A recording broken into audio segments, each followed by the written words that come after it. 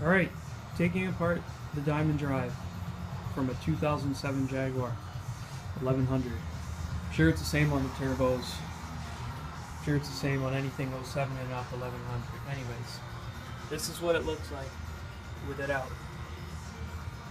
Secondary clutch out. I'll show you on this machine what it looks like in the beginning.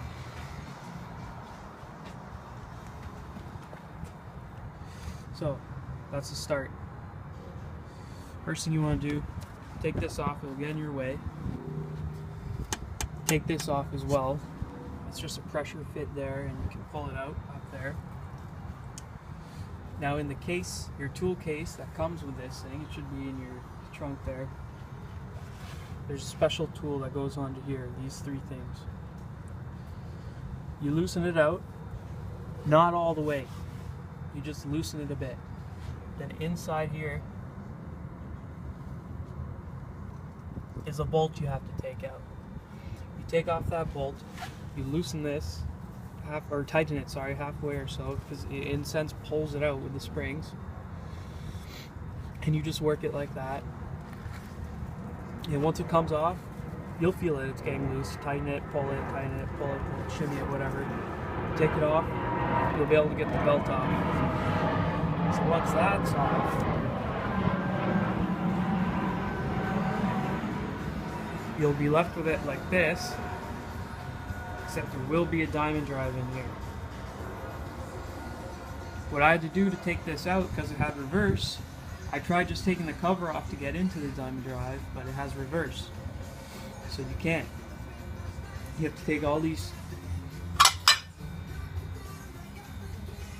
toe kicks on. You have to take them off.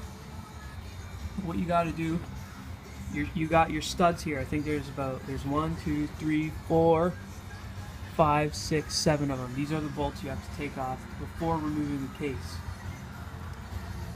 They're just these nuts. Another pain in the ass. This slides onto your case.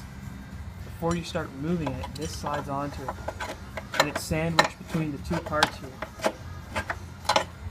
All it is this piece and this rubber stopper.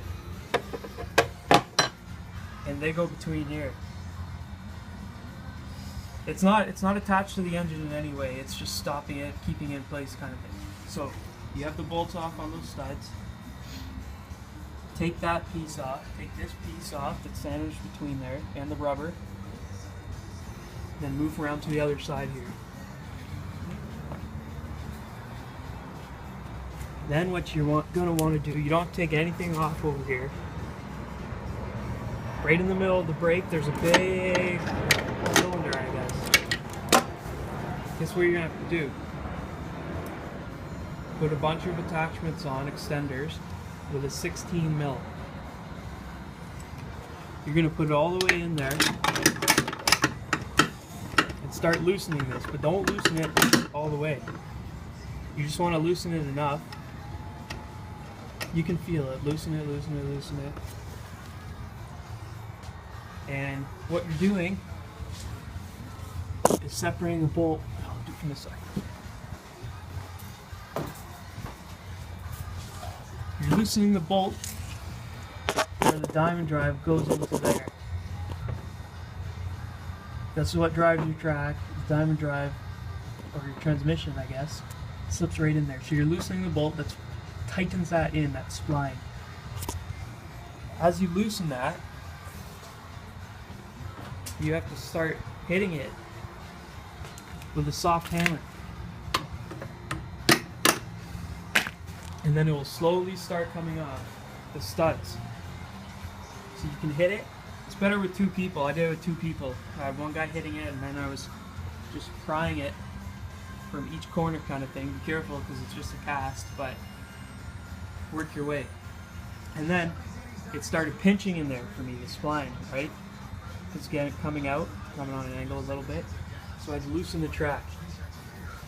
Really easy. Put a piece of permanent marker here, and that's where you're going to tighten it to afterwards. You're just marking where it is.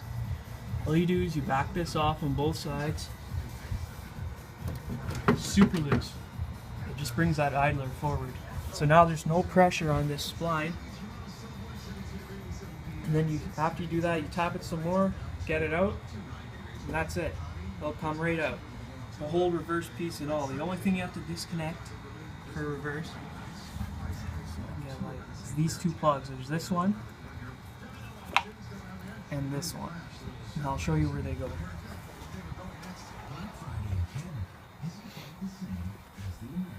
This one here, it's a tiny one, it's going to be more at the bottom. And then you can see this one here. Comes right off the motor and up. So that's it, that's how you get it out. Then all there is, I don't know, about 6 or 7 Allen keys, or not Allen keys, Torx screws that come off. That's easy. And you could maybe put a little Loctite when you throw it back together, but that's it. I'm just gonna clean these all off, throw it back together, and then put it in the way it came out. If you really want to take this apart, like if you notice any gears have broken teeth or the bearings are loose or whatever, there's a C-clip right here. You see that there's that gap in it. It wraps around. You pop that out and everything just slides out. There's not many small pieces like that are just going to fly out and lose. There's nothing like that to worry about. They just come off. The reverse, it's just added parts, but I mean, it all comes out. So maybe, well, you know what, I'm not going to do that, but if I run into issues, then maybe you'll see a video up of that. So that's it. It's not that hard to do. Just a few steps. Looks a little intimidating, but it's really not that bad.